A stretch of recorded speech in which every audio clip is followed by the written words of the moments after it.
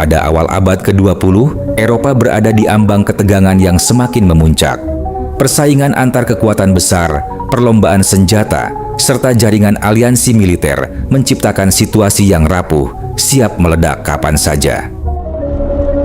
Di tengah situasi tersebut, muncul sosok penting dalam panggung sejarah, Archduke Franz Ferdinand dari Austria. Ia adalah pewaris takhta Kekaisaran Austria-Hungaria. Sebagai calon pemimpin masa depan, ia memegang peranan strategis dalam arah kebijakan kekaisaran. Namun, pada 28 Juni 1914, kunjungannya ke Sarajevo berubah menjadi tragedi. Dalam sebuah serangan yang terencana, ia dan istrinya ditembak mati. Peristiwa yang kemudian dikenal sebagai pembunuhan Archduke Franz Ferdinand. Kematian Archduke Franz Ferdinand bukan sekadar insiden lokal. Ia menjadi percikan api yang menyulut krisis diplomatik besar di Eropa. Austria-Hungaria dengan dukungan sekutunya menuntut pertanggungjawaban Serbia. Ketegangan pun meningkat dan dalam hitungan minggu, negara-negara besar mulai terseret ke dalam konflik. Aliansi-aliansi yang sebelumnya dibangun untuk menjaga keseimbangan kekuatan justru berubah menjadi jalur cepat menuju perang. Satu persatu negara menyatakan mobilisasi militer. Hingga akhirnya dunia terjerumus ke dalam konflik berskala global yang dikenal sebagai Perang Dunia I. Tembakan di Sarajevo bukanlah akhir, melainkan awal dari rangkaian peristiwa yang tak terelakkan. Dalam beberapa hari setelah pembunuhan Franz Ferdinand, Kekaisaran Austria-Hungaria bergerak cepat.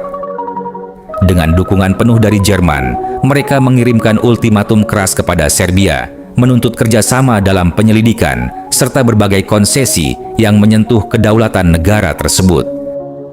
Serbia, yang didukung oleh Rusia, menerima sebagian besar tuntutan, namun menolak beberapa poin penting. Penolakan ini cukup bagi Austria-Hungaria untuk mengambil langkah berikutnya. Pada 28 Juli 1914, Austria-Hungaria secara resmi menyatakan perang terhadap Serbia. Keputusan ini menjadi titik balik yang mengaktifkan sistem aliansi yang selama ini terbangun di Eropa. Rusia segera memerintahkan mobilisasi militer untuk melindungi Serbia. Tindakan ini memicu reaksi dari Jerman yang melihat mobilisasi Rusia sebagai ancaman langsung. Dalam hitungan hari, konflik pun meluas. Pada 1 Agustus 1914, Jerman menyatakan perang terhadap Rusia. 2 hari kemudian, Jerman juga menyatakan perang terhadap Prancis, sekutu utama Rusia. Untuk menjalankan strategi militernya, Jerman menginvasi Belgia, sebuah negara netral yang kemudian memicu kemarahan Britania Raya. Pada 4 Agustus 1914, Britania Raya menyatakan perang terhadap Jerman. Dalam waktu kurang dari 1 minggu, konflik regional berubah menjadi perang besar yang melibatkan kekuatan-kekuatan utama dunia. Blok-blok militer pun terbentuk. Di satu sisi, blok sentral yang dipimpin Jerman dan Austria-Hungaria. Di sisi lain, blok sekutu yang terdiri dari Prancis, Rusia, dan Britania Raya. Apa yang awalnya tampak sebagai konflik terbatas di Balkan kini telah berubah menjadi perang global, Perang Dunia I. Dunia memasuki babak baru yang penuh kehancuran, di mana jutaan tentara akan dikirim ke medan tempur, dan teknologi perang modern akan menunjukkan sisi paling mematikan dari peradaban manusia. Ketika perang meletus pada pertengahan 1914, banyak pihak percaya bahwa konflik ini akan berakhir dalam hitungan bulan. Namun, kenyataan di medan tempur berkata lain. Jerman memulai serangan cepat melalui Belgia dengan tujuan menaklukkan Prancis dalam waktu singkat, sebuah strategi yang dikenal sebagai Rencana Schlieffen. Namun, laju pasukan Jerman akhirnya terhenti di pertempuran Marne pada September 1914. Pertempuran ini menjadi titik balik awal yang menggagalkan harapan kemenangan cepat. Sejak saat itu, perang berubah menjadi kebuntuan yang mematikan. Di sepanjang front barat, dari pantai Laut Utara hingga perbatasan Swiss, kedua pihak mulai menggali parit-parit panjang sebagai perlindungan dari serangan musuh. Inilah awal dari apa yang dikenal sebagai Perang Parit, sebuah bentuk pertempuran statis yang brutal dan melelahkan. Kehidupan di parit sangat keras. Para tentara harus bertahan dalam lumpur, dingin, dan ancaman konstan dari tembakan artileri serta serangan mendadak. Penyakit, kelaparan, dan tekanan mental menjadi bagian tak terpisahkan dari kehidupan sehari-hari di garis depan. Upaya untuk menembus kebuntuan ini seringkali berujung pada korban besar tanpa hasil yang berarti. Salah satu contohnya adalah Pertempuran Verdun, di mana pertempuran berlangsung selama berbulan-bulan dengan korban jiwa yang sangat besar di kedua belah pihak.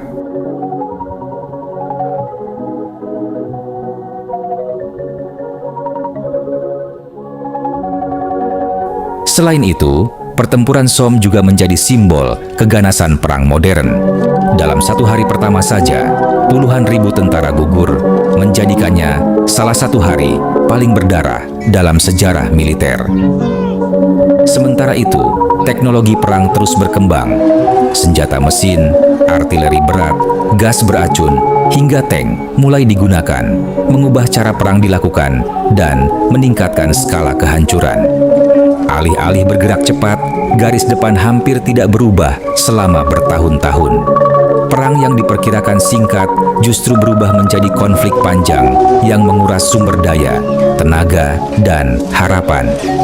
Dunia kini terjebak dalam perang yang tidak hanya mematikan di medan tempur, tetapi juga menghancurkan kehidupan di belakang garis depan. Dan ini baru permulaan.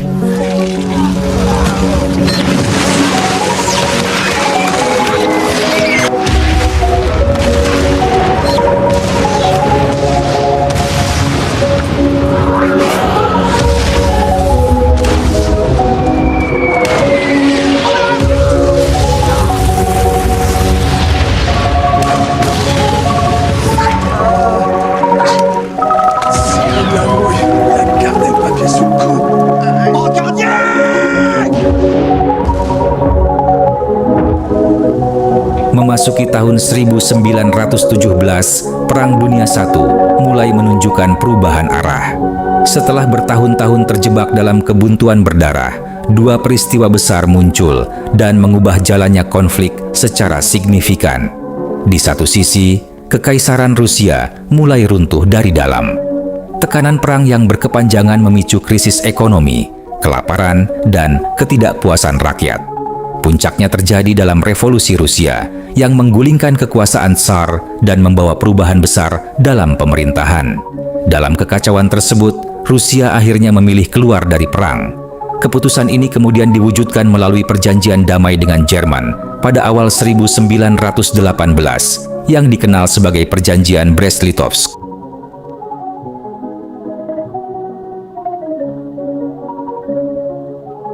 Dengan keluarnya Rusia, Jerman dapat memusatkan kekuatan militernya di front barat. Namun di sisi lain, sebuah kekuatan baru justru masuk ke dalam konflik. Pada April 1917, Amerika Serikat secara resmi menyatakan perang terhadap Jerman. Keputusan ini dipicu oleh berbagai faktor, termasuk serangan kapal selam Jerman terhadap kapal dagang dan kepentingan Amerika, serta kekhawatiran akan keseimbangan kekuatan global. Masuknya Amerika Serikat membawa dampak besar. Dengan sumber daya industri yang melimpah serta pasukan segar dalam jumlah besar, sekutu mendapatkan dorongan baru, baik secara militer maupun moral. Pada tahun 1918, Jerman melancarkan serangan besar terakhir di front barat dengan harapan meraih kemenangan sebelum pasukan Amerika tiba sepenuhnya. Namun, serangan ini akhirnya gagal. Sebaliknya, sekutu justru melancarkan serangan balasan yang terkoordinasi, dikenal sebagai 100 Days Offensive. Perlahan namun pasti, garis pertahanan Jerman mulai runtuh. Di tengah tekanan militer yang semakin berat, serta kondisi dalam negeri yang memburuk, posisi Jerman menjadi semakin tidak stabil. Perang yang selama bertahun-tahun berada dalam kebuntuan kini mulai bergerak menuju akhir, sebuah akhir yang akan mengubah wajah dunia selamanya. Memasuki akhir tahun 1918, Perang Dunia I telah mencapai titik klimaksnya. Serangan bertubi-tubi dari pihak sekutu, ditambah dengan kelelahan pasukan serta krisis dalam negeri, membuat posisi Jerman semakin terdesak. Situasi dalam negeri Jerman memburuk dengan cepat. Kelaparan meluas, ekonomi runtuh, dan gelombang protes mulai bermunculan. Pemberontakan pecah di berbagai kota, termasuk di pelabuhan-pelabuhan penting. Kekaisaran Jerman yang selama ini berdiri kokoh mulai goyah dari dalam. Tekanan ini memuncak pada runtuhnya kekuasaan Kaisar Wilhelm II yang akhirnya turun takhta dan melarikan diri ke pengasingan. Pemerintahan baru pun terbentuk dengan satu tujuan utama, mengakhiri perang yang telah menghancurkan negara. Pada 11 November 1918, di sebuah gerbong kereta di hutan Compiègne, Prancis, Jerman menandatangani perjanjian gencatan senjata dengan pihak sekutu. Peristiwa ini dikenal sebagai gencatan senjata 11 November 1918. Dentuman senjata pun akhirnya berhenti. Namun, berakhirnya pertempuran bukan berarti berakhirnya konflik sepenuhnya. Dunia yang tersisa adalah dunia yang hancur. Jutaan nyawa melayang, kota-kota luluh lantak, dan peta politik berubah drastis.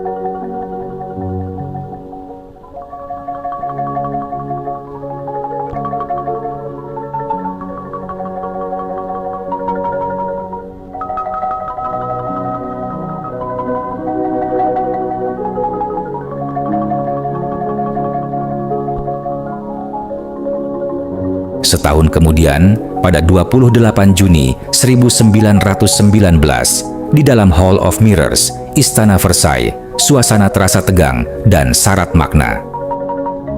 Tepat 5 tahun setelah pembunuhan Archduke Franz Ferdinand yang memicu pecahnya Perang Dunia I, para pemimpin dunia berkumpul untuk menutup bab paling kelam dalam sejarah modern. Namun, alih-alih menghadirkan semangat rekonsiliasi, yang terasa justru bayang-bayang pembalasan. Dua delegasi Jerman melangkah perlahan dengan kepala tertunduk menuju meja penandatanganan. Di hadapan mereka telah menunggu 3 tokoh utama sekutu, David Lloyd George dari Inggris, George Clemenceau dari Prancis, dan Woodrow Wilson dari Amerika Serikat, yang membawa tuntutan besar atas kekalahan Jerman. Ketika pena akhirnya menyentuh kertas, perjanjian Versailles resmi ditandatangani. Perang pun berakhir, tetapi bagi Jerman itu bukanlah awal dari perdamaian yang adil. Melalui pasal 231 yang dikenal sebagai War Guilt Clause, Jerman dipaksa mengakui tanggung jawab penuh atas perang. Konsekuensinya sangat berat. Wilayah-wilayah penting dirampas, koloni di seberang laut hilang, dan kekuatan militer dipangkas hingga tak lagi mampu bangkit. Isi perjanjian ini tidak hanya bertujuan menghentikan konflik, tetapi juga membatasi kekuatan Jerman agar tidak lagi menjadi ancaman di masa depan.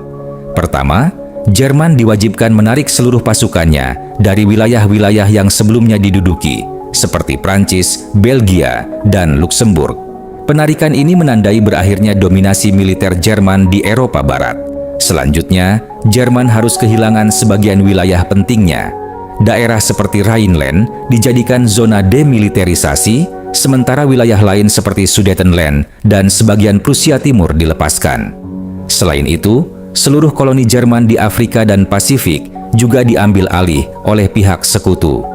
Tidak hanya itu, Jerman juga dipaksa mengembalikan wilayah Alsace dan Lorraine kepada Prancis, wilayah yang sebelumnya direbut setelah Perang Prusia-Prancis. Pengembalian ini menjadi simbol kekalahan sekaligus kehilangan prestis nasional bagi Jerman. Dalam aspek militer, pembatasan yang dikenakan sangat ketat. Jerman diwajibkan menyerahkan ribuan persenjataan berat, termasuk artileri, senapan mesin, pesawat tempur, hingga kapal perang dan kapal selam. Armada laut Jerman bahkan harus dikirim ke Scapa Flow untuk kemudian dibagi oleh sekutu. Lebih jauh lagi, Jerman dipaksa membayar ganti rugi perang dalam jumlah besar, yakni sekitar 5 miliar dolar Amerika Serikat dalam bentuk emas atau setara yang mulai dibayarkan sejak Mei 1921. Beban ekonomi ini menjadi tekanan berat yang menghantam stabilitas negara tersebut. Pembatasan militer juga mencakup larangan memiliki tank, pesawat tempur pembom, dan kapal perang. Industri persenjataan Jerman pun diawasi secara ketat oleh pihak sekutu untuk memastikan tidak terjadi kebangkitan militer secara diam-diam. Sebagai penutup, jumlah angkatan bersenjata Jerman dibatasi hanya 100.000 personel. Ketentuan ini secara efektif melemahkan kemampuan pertahanan negara tersebut. Keseluruhan isi perjanjian ini mencerminkan upaya sekutu untuk mengendalikan Jerman secara menyeluruh, baik dari segi wilayah, militer, maupun ekonomi. Namun di balik itu, ketentuan yang begitu keras juga menanamkan benih ketidakpuasan yang kelak berkontribusi pada munculnya konflik besar berikutnya di Eropa. Akibatnya, di dalam negeri, rakyat Jerman menyebut perjanjian ini sebagai diktat, sebuah perdamaian yang dipaksakan tanpa ruang tawar.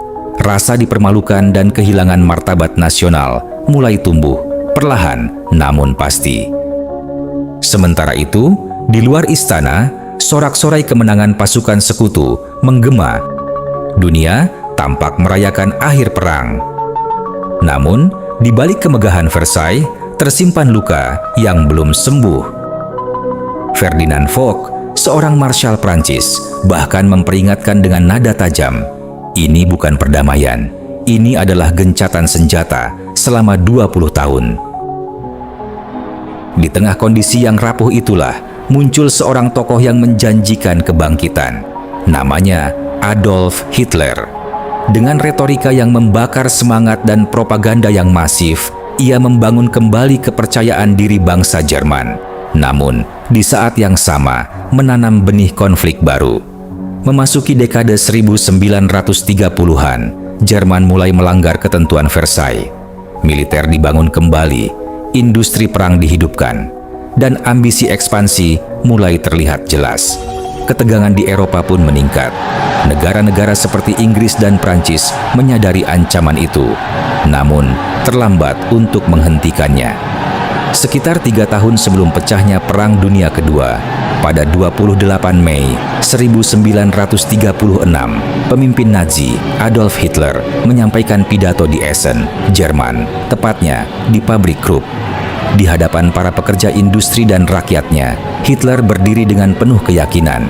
Suaranya menggema, membawa pesan yang bukan sekadar pidato, melainkan sebuah ajakan untuk percaya. Ia berbicara langsung kepada mereka, mempertanyakan penilaian rakyat terhadap dirinya. Apakah yang telah ia lakukan selama ini benar? Apakah kerja kerasnya diakui? Apakah pengorbanan waktunya yang ia klaim demi rakyat dan bangsa benar-benar berarti? Melalui kata-katanya, ia membangun citra sebagai seorang pemimpin yang telah mengabdikan dirinya sepenuhnya untuk negaranya. Lalu, ajakan itu pun datang.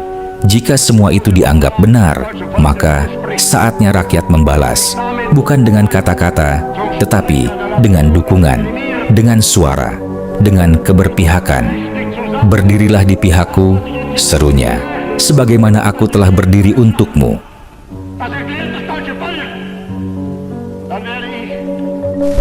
Du, meine Arbeit für richtig hältst. Ob du glaubst, dass ich fleißig gewesen bin, dass ich gearbeitet habe, dass ich mich in diesen Jahren für dich eingesetzt habe, dass ich anständig meine Zeit verwendet habe im Dienste meines Volkes. Gib du jetzt deine Stimme ab. Wenn ja, dann tritt für mich ein, so wie ich für dich eingetreten bin. Sebuah kalimat sederhana, namun syarat makna. Di baliknya tersimpan strategi besar, mengikat loyalitas rakyat, memperkuat kekuasaan, dan mengarahkan seluruh bangsa menuju satu tujuan yang sama.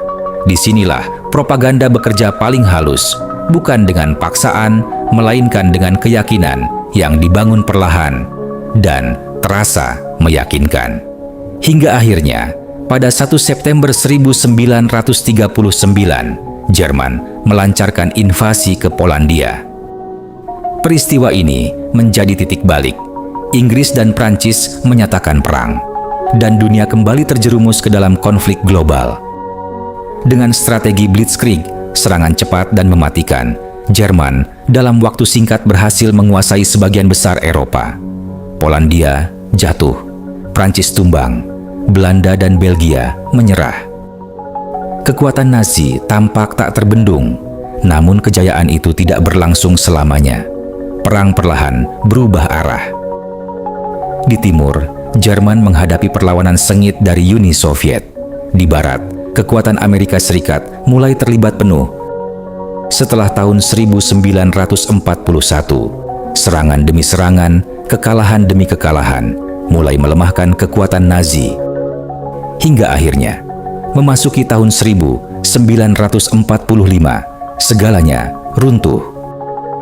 Pasukan sekutu bergerak dari dua arah. Dari barat, Amerika Serikat, Inggris, dan sekutunya menembus wilayah Jerman. Dari timur, Tentara Merah Uni Soviet menggempur tanpa henti. Berlin, ibu kota Reich, berubah menjadi medan perang yang mengerikan. Bangunan runtuh, jalanan dipenuhi puing, dan harapan mulai sirna. Pada April 1945, kekalahan Jerman sudah tidak terelakkan. Di dalam bunker bawah tanah di Berlin, Adolf Hitler menghadapi kenyataan pahit. Pada 30 April 1945, ia mengakhiri hidupnya. Kematian Hitler bukan hanya akhir dari seorang pemimpin, tetapi juga simbol runtuhnya rezim Nazi. Dalam wasiat terakhirnya, ia menunjuk Karl Dönitz sebagai Presiden Reich dan Joseph Goebbels sebagai Kanselir. Namun, kekuasaan yang diwariskan itu hanyalah bayangan dari kejayaan masa lalu. Di reruntuhan Berlin yang telah porak-poranda oleh perang, hari-hari terakhir kekaisaran Nazi berlangsung dalam suasana mencekam. Hanya satu hari setelah kematian Adolf Hitler pada 30 April 1945, lingkaran kekuasaan paling inti benar-benar runtuh. Di bawah tanah, di dalam bunker yang gelap dan sempit, Joseph Goebbels, menteri propaganda yang dikenal paling setia, bersiap menghadapi akhir yang telah ia yakini sebagai takdir. Kesetiaan Goebbels kepada Hitler bukan sekadar loyalitas politik, melainkan keyakinan ideologis yang fanatik. Ketika Tentara Merah Uni Soviet semakin mendekat dan kota Berlin tak lagi bisa dipertahankan, ia menolak segala kemungkinan untuk melarikan diri. Baginya, kehidupan tanpa nasional sosialisme dan tanpa Führer adalah kehampaan. Bahkan, setelah Hitler tiada, Goebbels sempat diangkat sebagai Kanselir Jerman, sebuah jabatan yang hanya ia pegang kurang dari 24 jam sebelum ia memutuskan untuk mengakhiri segalanya. Namun, yang menjadikan kisah ini begitu kelam bukan hanya akhir hidupnya, melainkan keputusan yang ia ambil bersama istrinya, Magda Goebbels. Di tengah kehancuran total, pasangan ini memilih untuk menyeret anak-anak mereka ke dalam kematian. Mereka meyakini bahwa dunia tanpa Nazi adalah dunia yang tidak layak bagi darah daging mereka. Pada sore hari, 1 Mei 1945, keenam anak mereka, Helga, Hilde, Helmut, Holde, Heda, dan Heide, dibawa ke dalam keheningan yang mengerikan. Mereka terlebih dahulu diberi morfin agar tertidur lelap. Dalam kondisi tak berdaya, Magda diduga dengan bantuan Ludwig Stumpfegger memasukkan kapsul sianida ke dalam mulut anak-anak tersebut. Satu persatu, nyawa mereka pun terenggut dalam tidur. Sebuah tindakan yang hingga kini dikenang sebagai salah satu tragedi keluarga paling mengerikan dalam sejarah perang. Malam harinya, sekitar pukul 20.30, Joseph dan Magda melangkah keluar dari bunker menuju taman di atasnya. Dentuman perang masih terdengar di kejauhan, seolah menjadi latar bagi keputusan terakhir mereka. Magda menelan kapsul sianida, sementara Joseph dalam beberapa laporan menembak dirinya sendiri setelah memastikan kematian sang istri.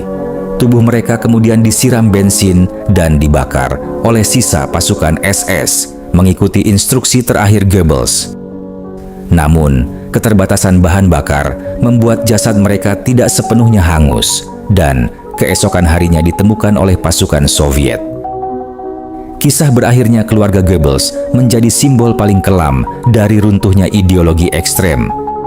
Ini bukan sekadar cerita tentang kekalahan politik, melainkan gambaran tragis tentang bagaimana fanatisme yang tak terkendali mampu menghapus naluri paling dasar manusia, bahkan kasih sayang orang tua terhadap anaknya sendiri.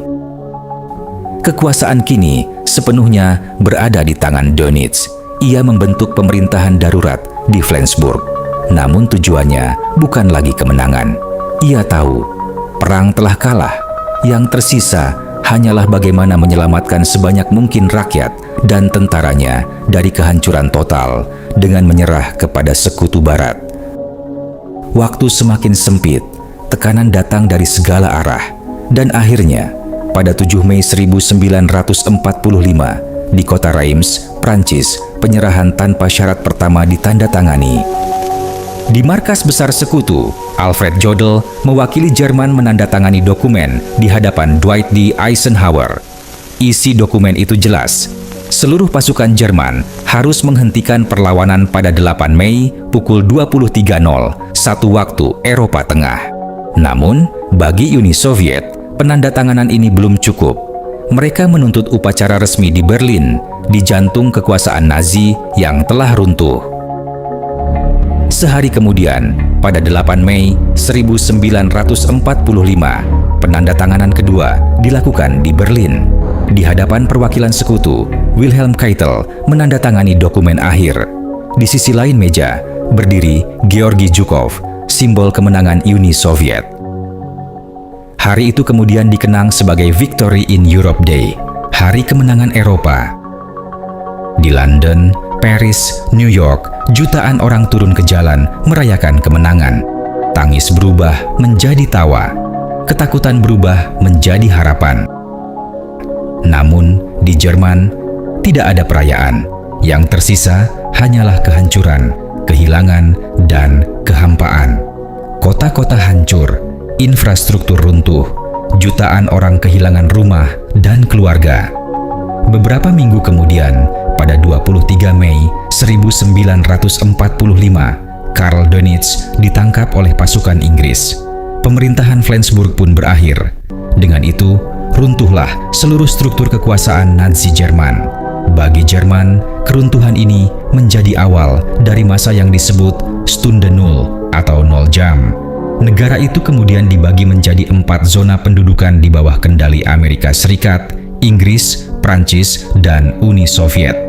Pembagian ini kelak berkembang menjadi 2 negara terpisah, Jerman Barat dan Jerman Timur, simbol nyata dari ketegangan Perang Dingin. Penyerahan tanpa syarat ini memastikan bahwa kekuatan militer Jerman benar-benar dilucuti. Dengan menyerahnya Jerman, berakhirlah Perang Dunia Kedua di wilayah Eropa. Namun, perang belum benar-benar usai. Di belahan dunia lain, di kawasan Asia Pasifik, konflik masih terus berkecamuk. Setelah Jerman menyerah pada 8 Mei 1945, Amerika Serikat dan sekutunya segera memusatkan seluruh kekuatan militernya ke Asia untuk menghadapi Jepang.